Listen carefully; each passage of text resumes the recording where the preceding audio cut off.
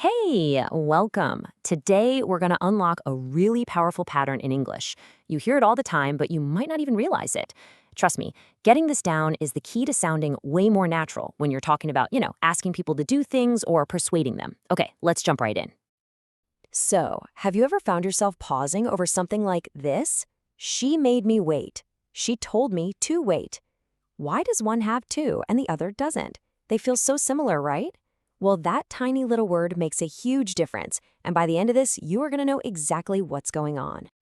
All right, first things first, let's break down the basic pattern. This is really the foundation for everything else we're going to talk about today.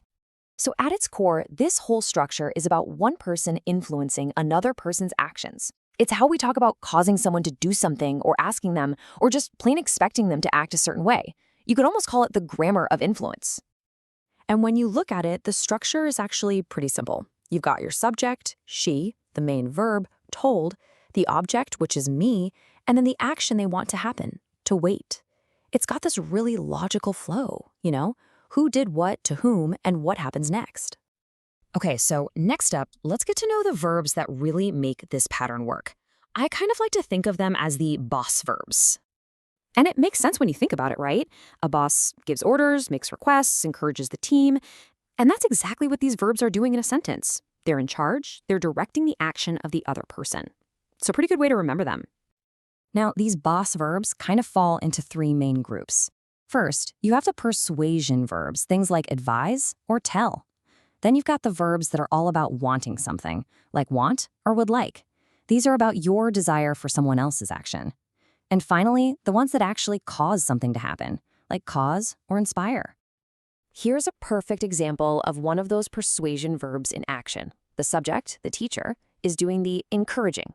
And who are they encouraging? The object, us. And what's the action they want? To speak English. See how that boss verb is directing the students? It's pretty clear. And here's another great one, this time with a wanting verb. I want. That expresses the desire. But it's not about what I'm going to do. It's about what I want you to do, which is, to be honest. This structure lets you state your intention for someone else's behavior so directly. All right, so you know how it is. In every good system, there are always a few exceptions, and English grammar has plenty. So now it's time to meet the rebels, the few special verbs that actually break our rule. When you put them side by side like this, the difference just pops, doesn't it? Allowed is our standard boss verb, so it needs to use. But its close cousin let is a total rule breaker. It feels more direct, more immediate. It just drops the to. You simply let someone use something. So, the good news is there are only a few of these rebels to remember.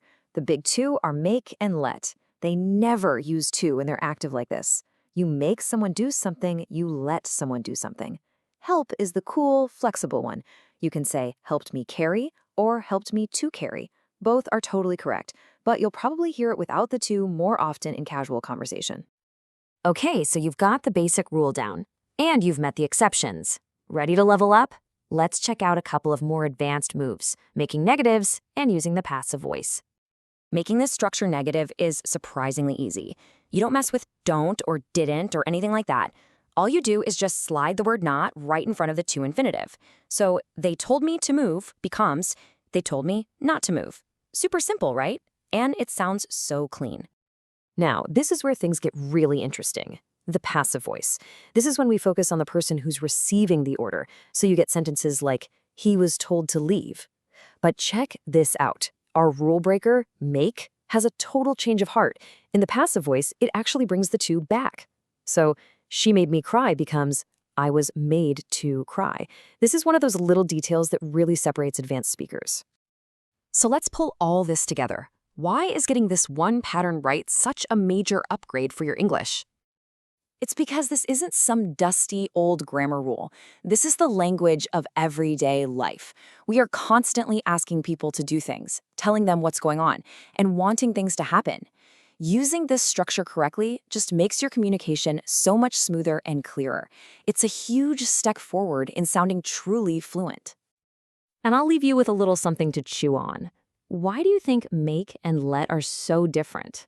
What is it about their meaning, one being about force and the other about permission, that makes them these special grammatical rebels? It's a fun little quirk of the language. Thanks so much for joining me.